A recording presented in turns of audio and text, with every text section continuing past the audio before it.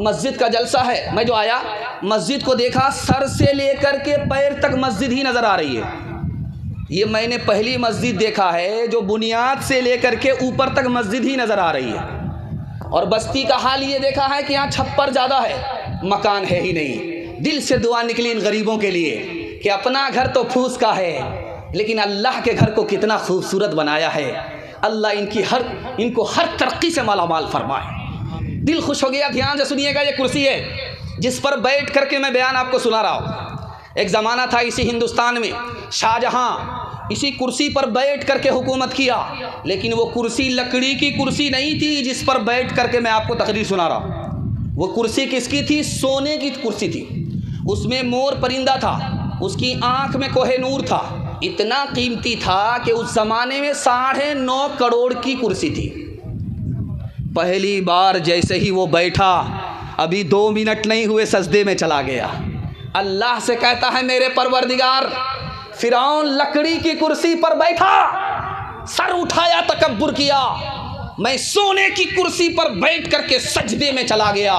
ये कुर्सी मेरी नहीं है, सब कुछ तेरा दिया हुआ है।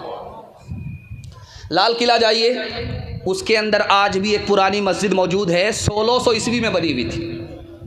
1600 ईस्वी में वो मस्जिद बनी, आज भी मौजूद है। उस मस्जिद का नाम है मोती मस्जिद। उसमें आप जाइए, आज भी वो मौजूद है। उस मस्जिद में कौन नमाज पढ़ते थे? औरंगज़ेब बादशाह। दुआ कीजिए अल्लाह उनकी कब्र को नूर से भर दे। इमाम मुसल्ले पर बैठे हुए हैं, बादशाह आगे। घड़ी तो देखा तो वक्त हो चुका है, इमाम इंतज़ार कर रहा है।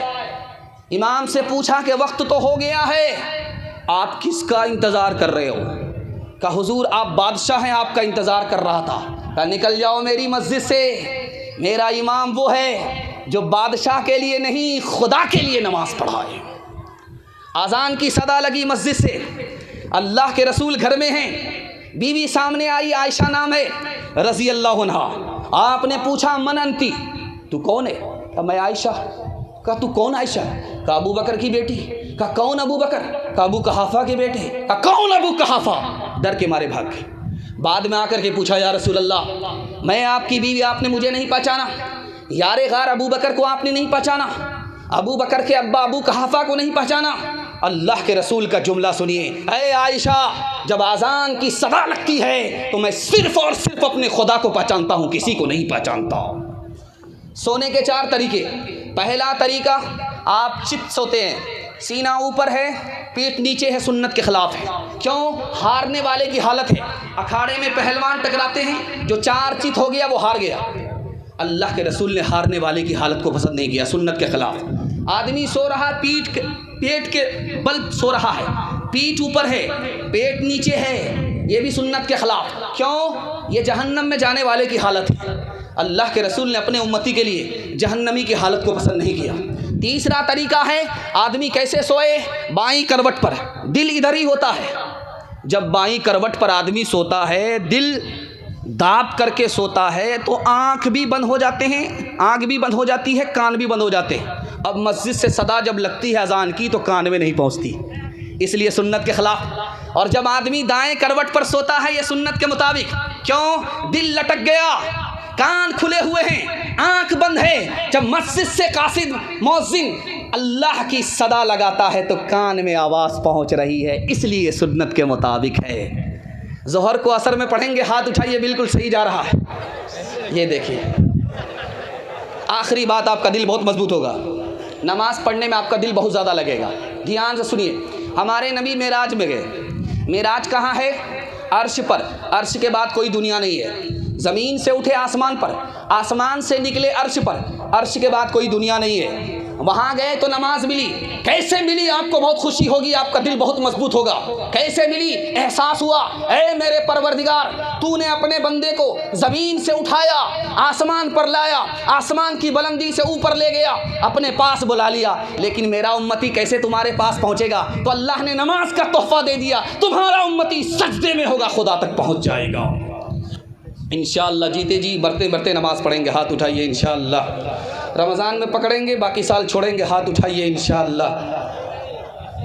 मैं अंधेरों से बचाला या था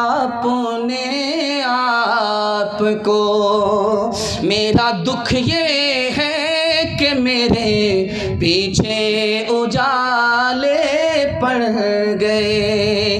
ताक में बैठा हुआ बूढ़ा कबूतर रो दिया।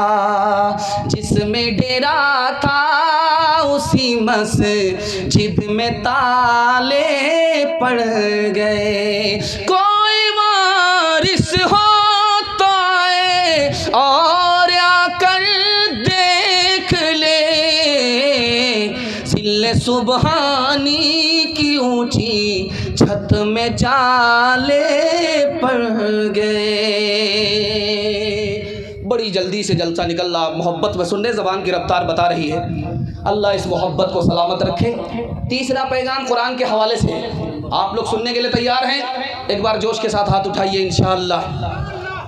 कौम का बच्चा मदरसे में, अपना बच्चा स्कूल में, हाथ उठाइए इंशाअल्लाह। खैर माशाअल्लाह, ध्यान से इसको सुनिएगा। उस्ताद पढ़ा रहे हैं, बादशाह आया, देखा कि बच्चे कुरान पढ़ रहे, 10,000 रुपया सोने का सिक्का उस्ताद को दे दिया। उस्ताद कहने लगा, हुजूर कौन सा बड़ा काम किया मैंने, इतना बड़ा इनाम दे दिया कि आज के बाद कोई बच्चा तुम्हारे पास पढ़ने के लिए नहीं आएगा। अब वो हाथ जोड़ करके खड़ा हो गया, हुजूर मैंने क्या गुनाह किया? कहा कुरान के मुकाबले तुमने 10,000 रुपया को बड़ा समझा, इसलिए अब तुम उस्ताद के लायक नहीं हो। एक बात सुनिए खास तौर, आप मस्जिद में जाइए तो देखिएगा कि मुसल्ला होता है। वो मुसल्ला किसके लिए होता है? इमाम साहब के लिए स्पेशल। एक मुसल्ला किसके लिए होता है? मौज़िन साहब के लिए स्पेशल। लेकिन उसी ताक पर कुरान रखा हुआ है, किसी के अंदर गिलाफ नहीं है। ये बताइए इमाम बढ़ करके है या कुरान बढ़ करके है? आखिरी बात सुनिए, जरा ध्यान से इसको सुनिएगा, बहुत ध्यान से सुनिएगा। डायरेक्ट अल्लाह से ताल्लुक़ रखने वाली पूरी दुनिया में एक ही चीज़ है, उसके बाद कोई चीज़ नहीं है। यहाँ तक कि काबा जिसकी तरफ हम मुँह करके नमाज़ पढ़ते हैं, ये भी डायरेक्ट अल्लाह से ताल्लुक़ नहीं रखता है। डायरेक्ट अगर किसी चीज़ का ताल्लुक़ अल्लाह से है तो वो कुरान का है, काबे का भी नहीं है। काबा मखलूक है, कुरान अल्लाह की सिफत है। काबा ख़त्म हो जाएगा, कुरान कभी ख़त्म नहीं होगा। एक बात सुनिए ध्यान से, शादी हो गई 1 साल हो गया, शादी हो गई 2 साल हो गया, बाल बच्चे नहीं हैं।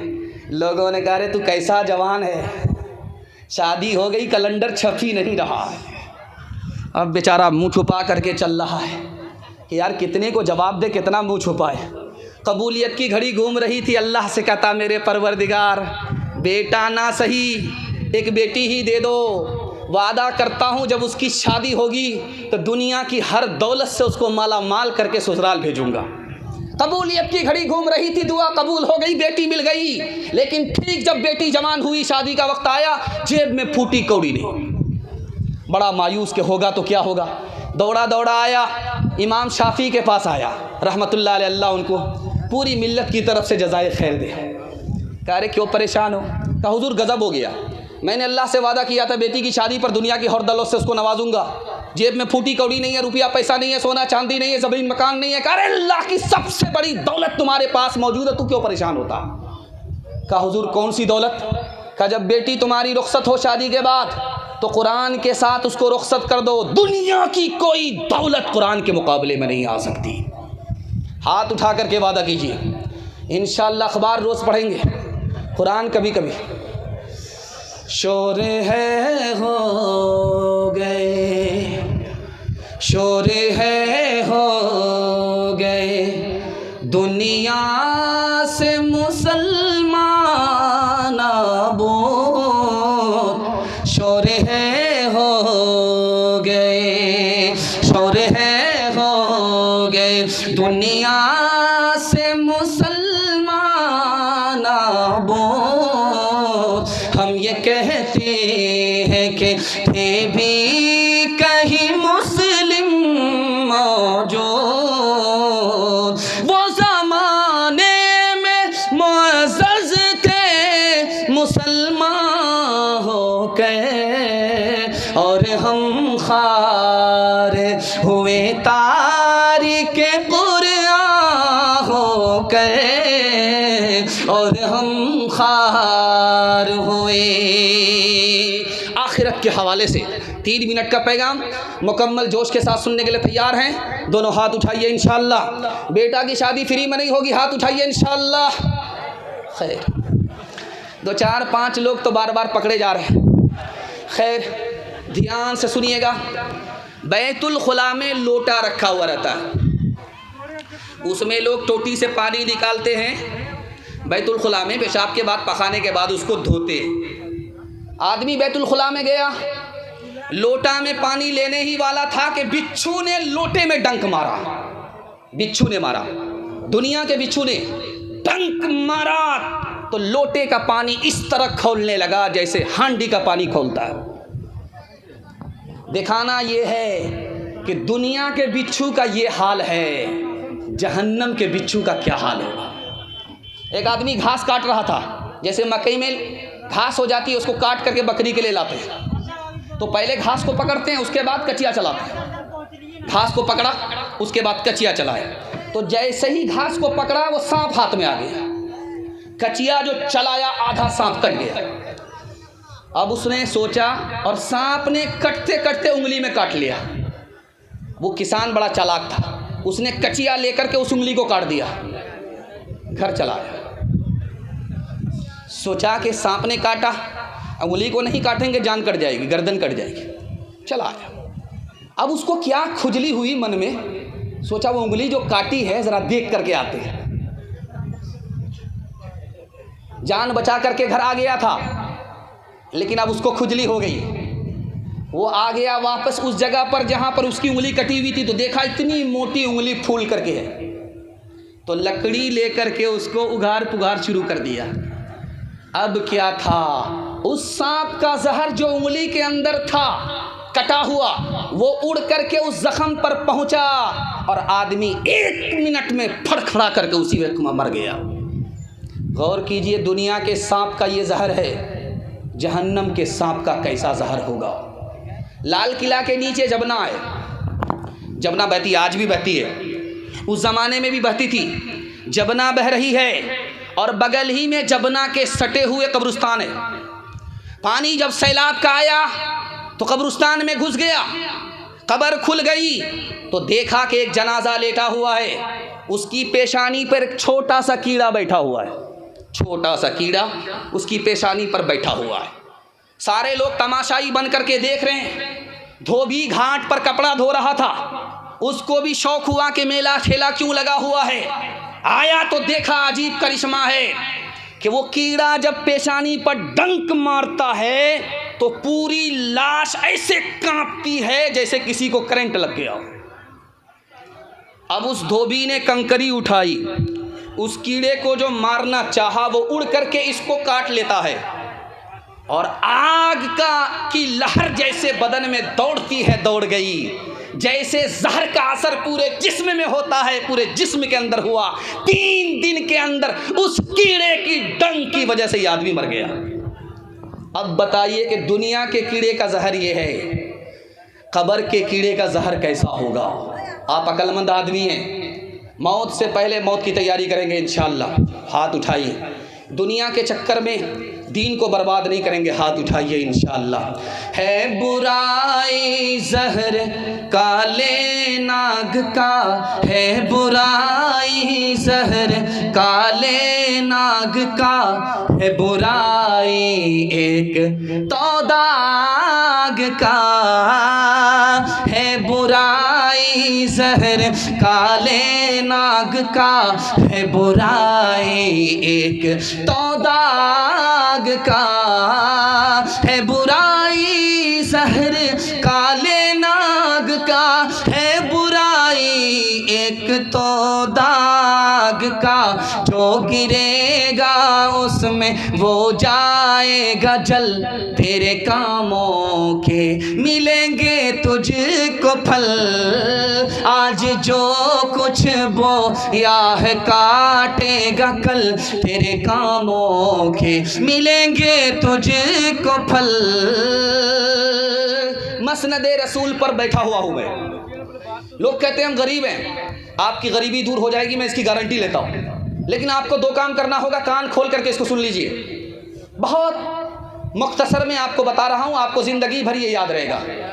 दो काम आप कीजिए, आपकी गरीबी ख़त्म हो जाएगी।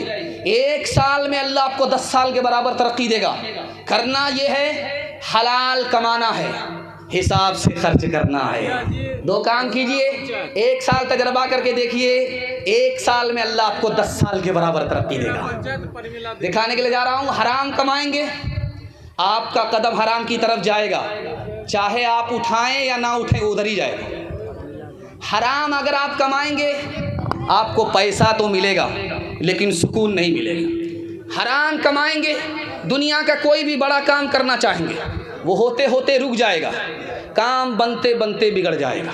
और एक बात हाथ जोड़ करके मैं आपसे कहता हूँ, सूद का कोई कारोबार मत कीजिए, सूद मत कमाइए, सूद मत खाइए। जानते हैं 40 साल में आपका ऐसा बेड़ा गर्क होगा कि आप उठ करके सबल नहीं पाएंगे।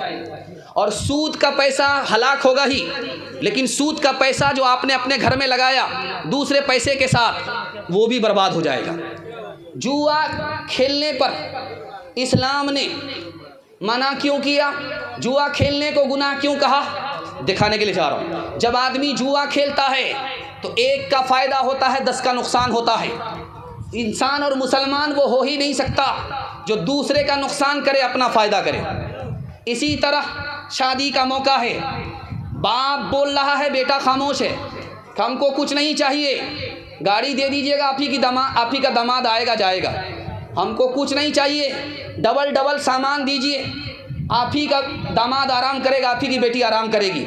ये जो जोड़ा मिला, ये जो सामान मिला, ये जो नकद मिला, ये भी हराम है। बेटी वाला दबाव में देता है, मुकम्मल खुशी से नहीं देता। आप जान रहे हैं, अगर आपने रोला करके लिया है, आपको खुद रोना पड़ेगा। आपने 1 गुना लिया है, आपको 10 गुना देना पड़ेगा। और इस तरह से जानते हैं, बेटी पर 5-5 जुल्म लोग ढा रहे हैं। अभी आपने एक शायरी से सुना कि 4 लाख लड़की गैर के साथ भाग गई। क्यों भागी? ये राज आपको बता रहा हूँ। जब बेटी पैदा होती है तो आप मिठाई नहीं बांटते, जब बेटा पैदा होता है तो आप मिठाई बांटते हैं। जब बेटी पैदा होती है तो आप उसको दूसरे का धन समझते हैं, जब बेटा पैदा होता है तो उसको अपना धन समझते हैं। जब बेटी पैदा होती है उसको तालीम आप नहीं दिलाते, चूल्हे पर रखते हैं। जब बेटा पैदा होता है तो उसको दिल्ली से लेकर के पंजाब तक आप तालीम दिलाते हैं। और जब बेटा पैदा होता है आप हज पर जाते हैं तो सारी ज़मीन, सारी जायदाद बेटा को लिख करके जाते हैं, बेटी को कंगाल करते हैं। और जब समाज बेटी से शादी करता है, इससे पहले डिमांड करता है, इसी डिमांड ने औरत से ईमान को भी छीन लिया, आबरू को भी छीन लिया। अब बताइए, घाटे का सौदा है या नफ़े का सौदा है? हाथ जोड़ करके मैं आपसे कहता हूँ, आप दुनिया पर मेहरबान होंगे, ख़जाने गैब से दे करके अल्लाह आप पर मेहरबान होगा। हाथ उठा करके वादा कीजिए, किसी बेटा की शादी लेन देन से नहीं करेंगे, सुन्नत के मुताबिक करेंगे। हाथ उठाइए इंशाअल्लाह। बेटा पर करम, बेटी पर सितम करेंगे, हाथ उठाइए इंशाअल्लाह। औरत ने जन्म दिया मर्दों को, मर्दों ने उसे बाजार दिया। जब जी चाहा मसला कुचला, जब जी चाहा धुतकार दिया। मर्दों के लिए हर जुल्म रवा, औरत के लिए जीना भी सजा। मर्दों के लिए हर ऐश का हक, औरत के लिए रोना भी खता। औरत के लिए रोना भी खता। मर्दों के लिए लाखों सीजें, औरत के लिए बस एक चिता। औरत ने जन्म दिया मर्दों को, मर्दों ने उसे बाजार दिया। देखिए, बहुत बड़े मुक़र्रिर आपके बीच आ चुके हैं। काले कपड़े पर मत जाइए, बहुत बड़ा जादू है ये। ज़रा ध्यान से सुनिएगा, 3 पैगाम सिर्फ 5 मिनट का आपकी खिदमत में ला रहा हूँ। यहाँ से लेकर के वहाँ तक सुनने के लिए तैयार हैं? जोश के साथ हाथ उठाइए इंशाअल्लाह। आपके घर में कच्चा अंडा होता है, उसको आप तोड़िए, शराब में डालिए, वो अंडा ऐसे टाइट हो जाएगा जैसे चूल्हे पर हांडी में उबला हुआ अंडा। आप अक्लमंद आदमी हैं, आपकी आंख से पट्टी हटा रहा हूँ, गौर कीजिए, शराब जब अंदर जाएगी तो अतड़ी का क्या हाल होगा। आपके घर में गोश्त है, गोश्त का एक टुकड़ा पानी की बोतल में डालिए, दूसरा टुकड़ा आप किस में डालिए, शराब की बोतल में। 3 दिन छोड़ दीजिए, जिस टुकड़े को आपने शराब की बोतल में डाला है वो पीला पड़ जाएगा, चर्बी की तरह हो जाएगा। हड़क के नीचे अगर गिलास की गिलास शराब आएगी तो अतड़ी का क्या हाल होगा। आप किसान आदमी हैं, पेट पर मशीन, पीठ पर मशीन होती है, उसमें आप दवाई घोल करके स्प्रे करते हैं। 99 बूंद पानी की डालिए, 1 बूंद शराब की डालिए, फूल पर स्प्रे कीजिए, 10 दिन देखिए फूल मुरझा जाता है। अगर गिलास की गिलास शराब अंदर आएगी तो इस फूल का क्या हाल होगा। हाथ जोड़ करके मैं अपने जवानों से कहता हूँ, न पीना है न किसी को पिलाना है, हाथ उठा करके वादा कीजिए। अगर कोई पिलाए तो छोड़ना नहीं, हाथ उठाइए। खैर, रशीद नाम का चपरासी था, उसको मालिक ने ताना मारा कि तुम दारू पीने की वजह से चपरासी हो, अगर तुम दारू छोड़ देते तो कहाँ से कहाँ पहुँच जाते। उसका जवाब सुनिए कि हुजूर मुझे क्या फ़र्क पड़ता है, जब मैं दारू नहीं पीता हूँ तो चपरासी रहता हूँ, जब मैं दारू पी लेता हूँ सर पर नशा आता है तो अपने को प्रधानमंत्री समझता हूँ, चपरासी नहीं समझता। जो अक्ल खरीदी की है खोटी इसने, अच्छे अच्छों से छीनी है रोटी इसने। मस्तों पे शराफा का है मस्ती लाई, पतलून को कर दिया लंगोटी इसने, पतलून को कर दिया। औरत और बच्चे के हवाले से पैगाम 3 मिनट में गुजर जाएगा, सुनने के लिए यहाँ से लेकर के वहाँ तक तैयार है। औरत को सर पर बिठाएंगे, हाथ उठाइए इंशाअल्लाह, हुकूमत चली जाएगी। ध्यान से सुनिएगा।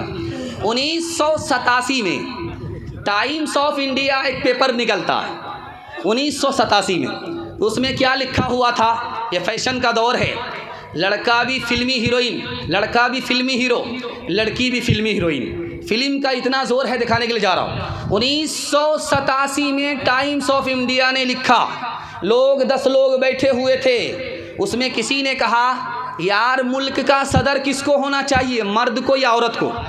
तो 8% लोगों ने कहा कि औरत को होना चाहिए, मर्द से बेहतर औरत है। उसमें 31% लोगों ने कहा औरत से बेहतर मर्द को सदर होना चाहिए। उसमें 49% हमारी तरह पागलों ने कहा कि औरत मर्द में कोई फ़र्क नहीं है।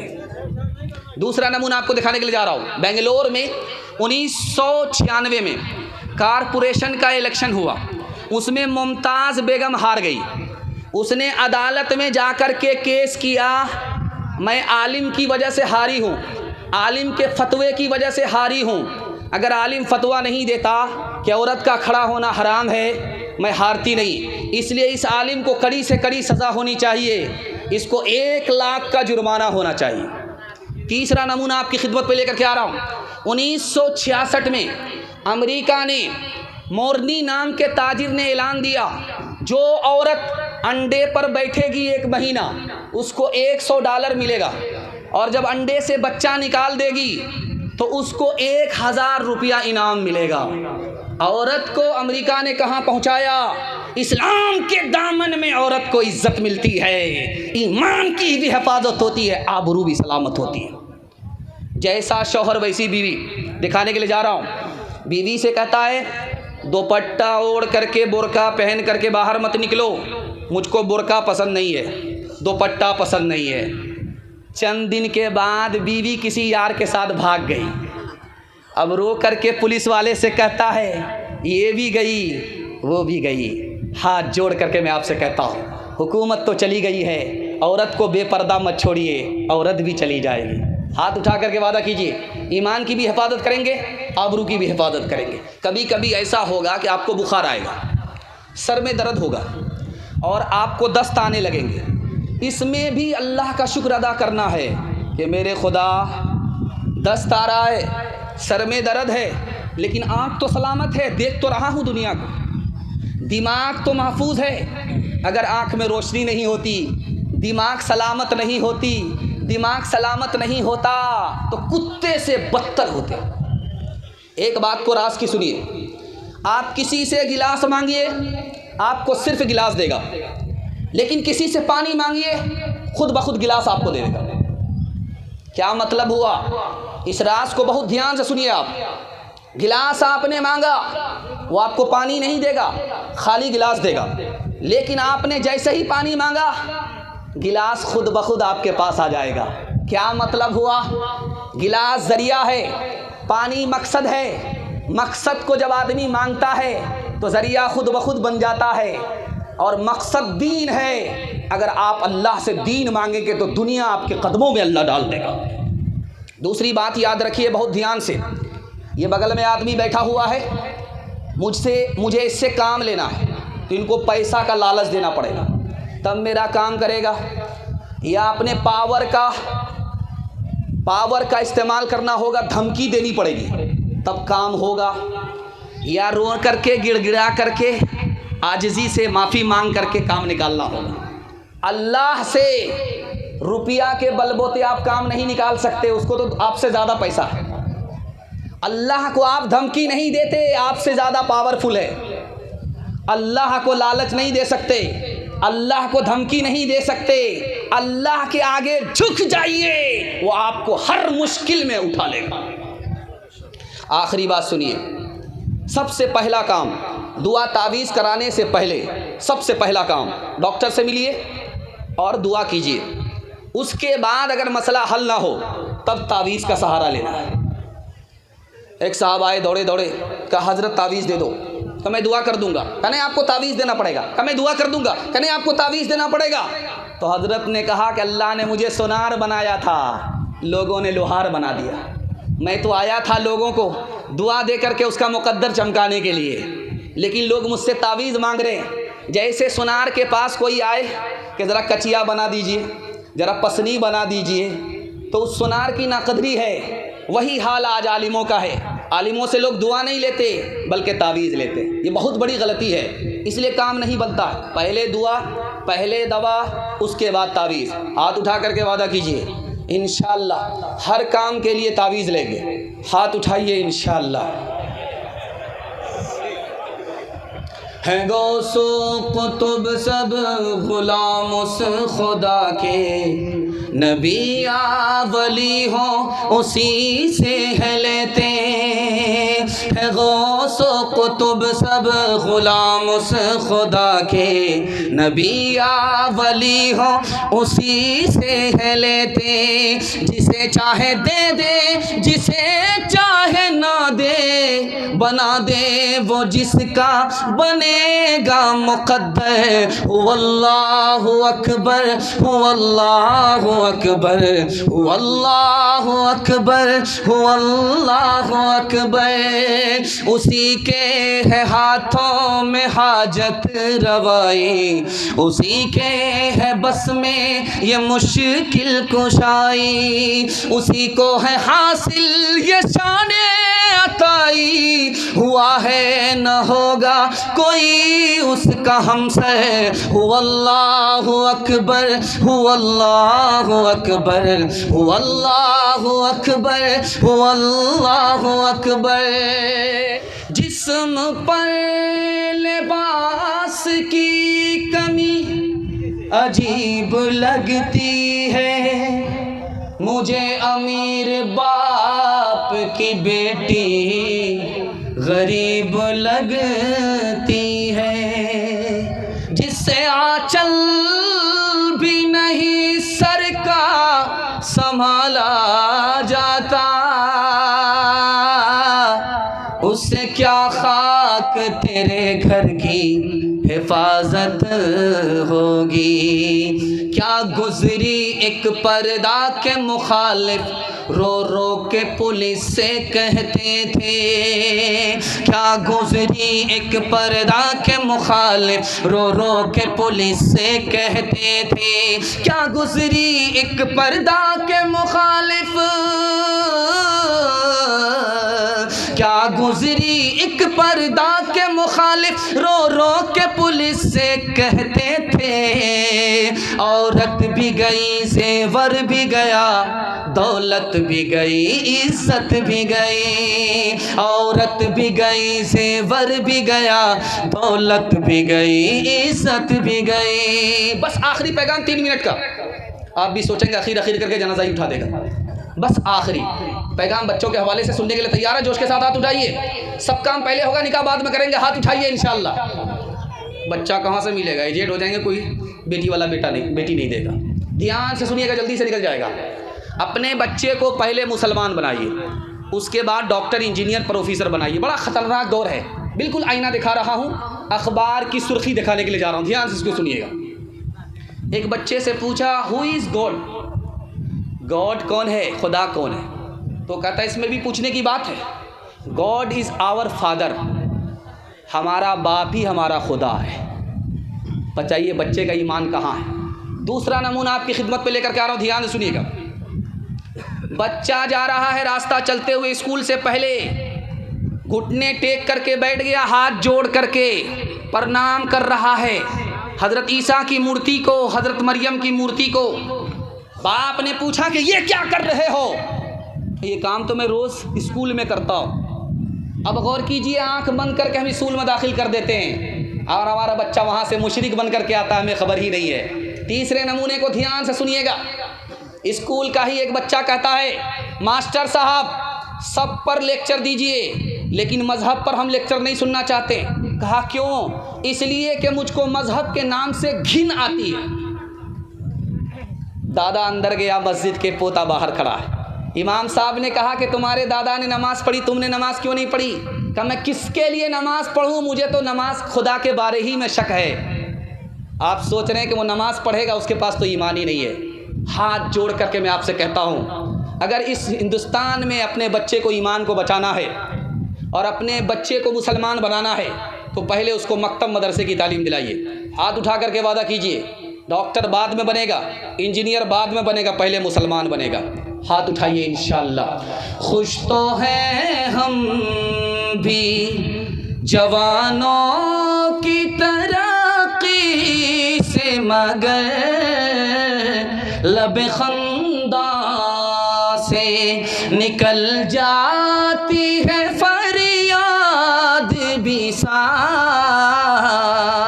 हम समझते थे कि लाएगी फरागत तालीम, क्या खबर थी कि चला आएगा इल्हाद भी साथ। क्या खबर थी कि मेरे हिस्से का जलसा मुकम्मल हो गया। मस्जिद के हवाले से सुराब भाई तशरीफ़ लाए हैं, आप इनको सुनेंगे भी और इनके पैगाम को आप कबूल भी करेंगे। हाथ उठा करके वादा कीजिए इंशाअल्लाह। 3 काम पर खड़े हो जाइए, 3 काम छोड़ दीजिए, ज़िंदगी भर के लिए जलसा कामयाब हो जाएगा। अल्लाह की इबादत करेंगे इंशाअल्लाह, रसूलुल्लाह की इताअत करेंगे इंशाअल्लाह, मखलूक की खिदमत करेंगे इंशाअल्लाह। गुनाह नहीं करेंगे, गलत नहीं कमाएंगे, गलत माहौल में नहीं जाएंगे। न किताबों से, नवाज़ों से, नज़र से पैदा दीन होता है, बुजुर्गों की नज़र से पैदा। नहीं सीखा इन्होंने दीन रहकर शेख के घर में, पले कॉलेज के चक्कर में, मरे साहब के दफ्तर में थे, केक के चक्कर में तो रोटी भी गई, बड़ी शेख की ताक में थे तो छोटी भी गई। न मानी बात वाइज की, थे पतलून के चक्कर में तो लगोटी भी गई। वाखिर दावाना अनिल हम्दुलिल्लाहि रब्बिल आलमीन।